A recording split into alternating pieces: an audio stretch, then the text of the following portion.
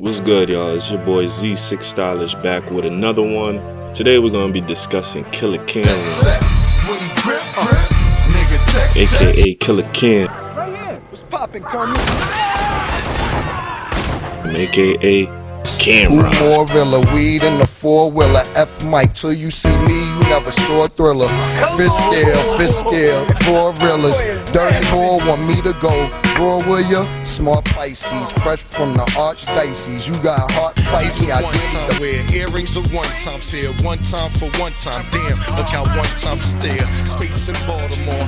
Place the order, replace the quarter. Y'all the fiends are chasing waterfalls. Make sure you like, subscribe, and most importantly, enjoy the video. Let's get into it. Killa Camron. If you don't know who this man is, you probably been living under a rock or you was born later on in life. This dude is one of the most influential rappers of his time. Dude had hella swag, flow, music hits, had people wearing pink and purple, big ass minks and shit like that. He's one of a kind, honestly. He's one of a kind. He was born in Harlem, New York back in '76. The school he went to was Manhattan Center for Science and Mathematics. I don't know if that was a good school or if it still is today, but it sounds like some Jimmy Neutron shit to me. At that same school is where he met his longtime friends and soon-to-be musical co-artist Mason Jim Jones. He was even nice and bald back in the high school days. Dude was a top 25 All-American basketball player. He said he once played alongside Stephon Marbury. Now, he got mad scholarships to colleges, but he couldn't accept them due to his bad grades in high school. You feel me? If your grades ain't right in high school, it's gonna be real hard for you to get into any good college. You might as well apply to the community joints.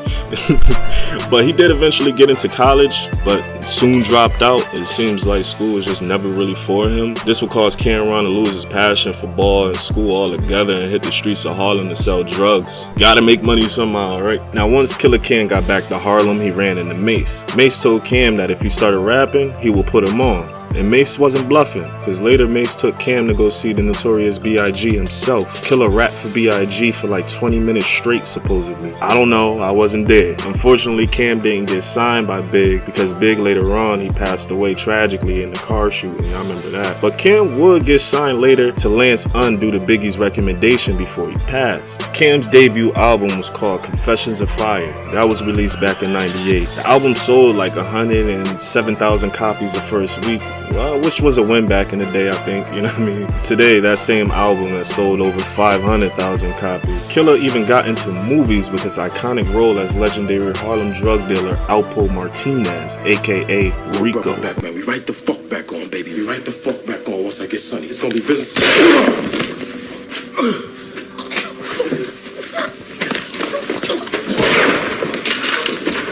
Around the early 2000s, he will also form the iconic rap group The Diplomats, aka Dipset. Members included Joel Santana, Jim Jones, Hell Rell, J.R. Ryder, 40 Cal, to say the least. But Dipset, they expanded even more with like subsets like Bird Gang, Skull Gang, Purple City Bird Gang. Camron would later drop classic hits alongside Joel Santana with Hey Ma and Old Boy. Purple Haze album was one of his best, alright? And it's where we kind of see his rap flow kind of mold into his god tier type swag rap that we know him for today. Purple Haze sold like 123,000 copies the first week of release. The album was a certified classic, but it didn't get the promotion and the push that it needed, you know what I mean, to really get out there. Back in the day, the internet wasn't really what the internet is today, so you needed those labels to really push your stuff out there. Cam would eventually sign to Rockefeller, and I think this was due to his connection with Dame Dash, the dude who started Rockefeller with Jay-Z. Now,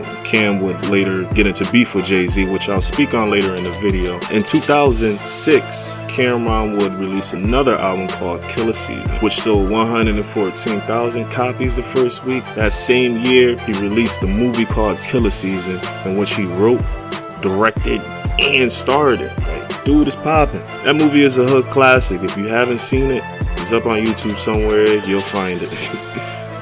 It eventually, when Cam got into the beef with the legendary rapper, we gotta give him his flowers too, Jay-Z, around that same year. One night, Cam was leaving a party in his blue Lambo, right? Some jackets called him at a red light and tried to take the car, you know what I'm saying? So fortunately, them jackets were unsuccessful, but they did hit my boy. They shot my boy Killa Cam 3 times. Guess what Cam did? Cam got shot 3 times. They didn't take his car, and he got himself to the emergency room. He drove himself to the ER that night. Yo, crazy. It's fucking Bionic Man or some shit. This incident will lead Killa Cam to believe Jay-Z has something to do with him getting shot, because he said the shooters threw up a Rockefeller sign before they shot him. I know rap beef still exists today, but the shit was different back in the day. Shit, the Game and 50 Cent still going at it to this day too. I covered that in another video, which you could check out in the link in the top right corner of the screen. Camron went head to head with bully rapper 50 Cent over the following phone call. Hello? Cam, what's up, baby? 50, what up, baby? Hey, You shut down Diplomat project? I'm not talking about Diplomats. If you got, listen, let me tell you something. Look, if you got, now check this out. Look, initially, where did Lloyd Banks finish at? How much Lloyd Banks sold?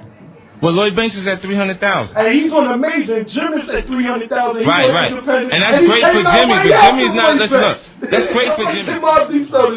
You're not going to be, you all right, can all right, cause a whole Curtis. different All right, situation. Watch Curtis, this. how much did the Let's not make it a different situation. I don't really know who won this beef. I feel like they both did their thing. Killa Cam has since squashed the beef with said artist. 2019, he released an album called Turn a Purple Haze, which gave us the old Killer. Gave us Killer Fiends a nice hit of that old style Camron. Check this freestyle out. He spit on the block. 200 down, 5 hours, be in 6 different places. And what's up with all the questions, baby girl? Just be gracious, say your grace and be thankful. You're in the presence of greatness. I could get you a tummy tuck, fix your butt, maybe a facelift. Yeah. But you gonna respect the aura down to the turquoise on my Asics now.